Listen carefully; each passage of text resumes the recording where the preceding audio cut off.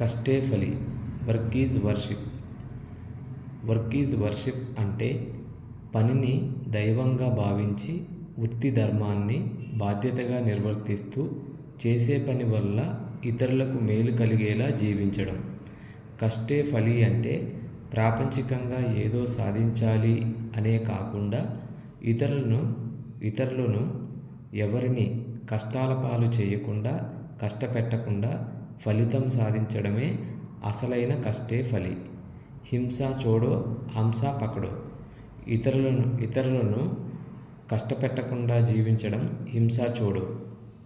ఫలితంను లేదా ఫలితంలో కొంతనైనా ఇతరులకు పంచి సత్యమును చేరుకోవడం, సత్యమును గెలిపించడం హంస పకడో.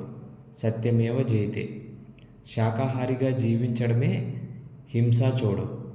శ్వాస మీద ధ్యాస సాధించడమే హంస పకడో. శ్వాస మీద ధ్యాస సాధించడమే పునరుత్థానం, రంజాన్, సంక్రాంతి. అదే ధ్యానం. ధ్యానం అంటే శ్వాస మీద ధ్యాస. శ్వాసతాత ప్రకృతి. ధ్యానం వల్లనే ఆత్మజ్ఞానం, ఆత్మజ్ఞానం వల్లనే ముక్తి, ఆరోగ్యం, ఆనందం. నో ప్రాబ్లం సాధన అంటే ధ్యానమే. 1.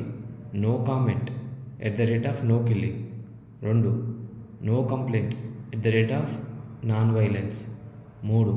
No judgement non interference.